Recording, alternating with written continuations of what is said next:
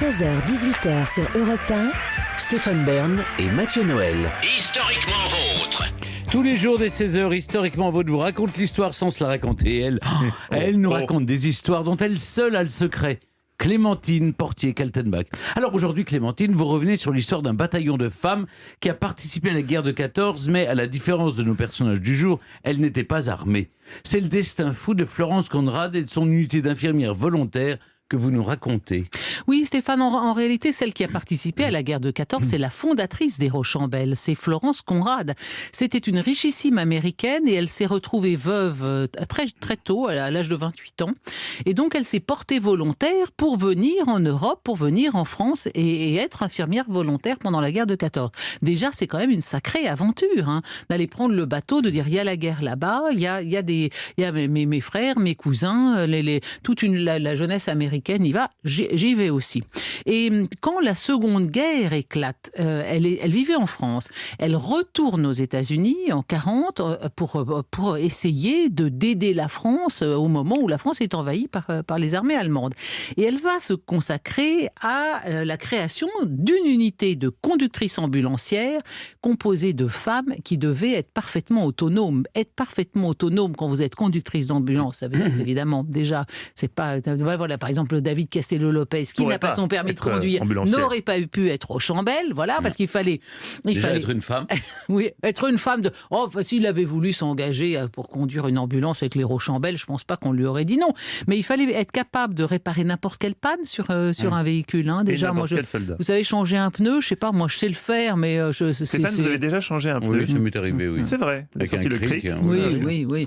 Alors donc, changer un pneu, mais réparer la voiture, et puis maîtriser les premiers soins aux blessés, naturellement. Et le tout en n'ayant pas froid aux yeux, parce qu'elles ont été mobilisées en pleine zone de combat. Bon, donc c'était quand même des sacrées bonnes femmes. Mais alors le nerf de la guerre, bien sûr, pour créer cette unité, c'est l'argent. Et Florence Conrad va mobiliser tout son entourage. Elle appartient à toutes sortes de sociétés philanthropiques et elle va collecter l'argent pour pouvoir acheter des ambulances. Elle va en acheter 19. Ce sont des Dodge flambant neuves. Et après, il lui faut déjà trouver une quinzaine, elles seront 14 les premières. 14 femmes qui vivent à New York, où est constituée cette unité, et qui acceptent de partir risquer leur vie en Europe.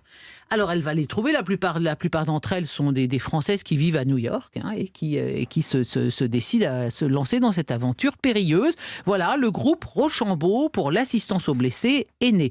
Pourquoi Rochambeau? Là je me tourne plutôt vers mon ami Mathieu, vous savez qui était Rochambeau? Non, c'est pour l'indépendance américaine. Exactement, lieutenant général des troupes françaises dans la guerre d'indépendance des États-Unis et donner ce nom à cette unité, c'est montrer que les Français des États-Unis, de même que autrefois les troupes françaises étaient venues aux États-Unis aider les Américains à acquérir leur indépendance, et bien cette fois, ce sont les Français des États-Unis qui vont aller délivrer la France.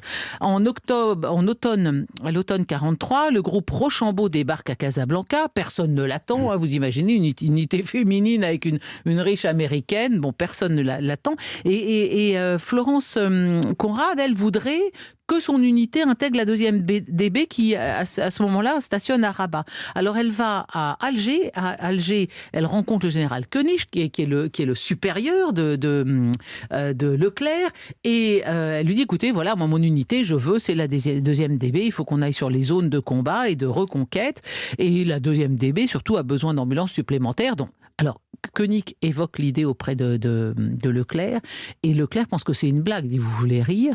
Vous ne croyez pas que je vais prendre des bonnes femmes dans mon unité? Lui, il veut bien les Dodge. Il dit, allez, les ambulances, c'est OK, mais pas les dames. Et comme Florence Conrad ne veut rien entendre, elle va tellement insister que Leclerc, mais vraiment de guerre lasse, accepte de regarder ce que donne son unité à l'exercice. Et il est tellement bluffé qu'il va finir par accepter cette unité Rochambeau. Les 14 femmes, elles seront rejointes bientôt par une vingtaine d'autres. Elles vont suivre un entraînement très sévère au sein de leur future division. Évidemment, on ne leur pardonne rien. Elles vont être observées, bizutées. Et d'ailleurs, on s'attend si peu à ce que des femmes soient intégrées dans l'armée qu'on leur donne exactement le même pactage qu'à des hommes. Donc une salopette bleue pour la mécanique, un treillis et des préservatifs. On n'a pas prévu qu'il y ait des dames. Vous savez, c'est comme Nicole Girard-Mangin, la seule femme médecin dans l'armée française en 14, elle n'avait pas d'uniforme parce qu'on n'avait pas prévu qu'il y ait des femmes médecins. Il y en avait chez les Anglais, il y en avait même chez les Américains, chez les Français, non. On a dû lui imaginer un uniforme rien que pour elle. Bon, finalement, les Rochambeau sont très vite adoptés par les hommes de la 2e DB. C'est eux qui les surnomment les Rochambeau, justement. Et il y aura une unité du même type dans la marine. Elles s'appelleront les marinettes. Et ces Rochambeau, en août 44, elles débarquent à Utah Beach, en Normandie, et certaines d'entre elles vont aller jusqu'à au nid d'aigle d'Hitler, à Berchtesgaden. C'est vraiment une épopée.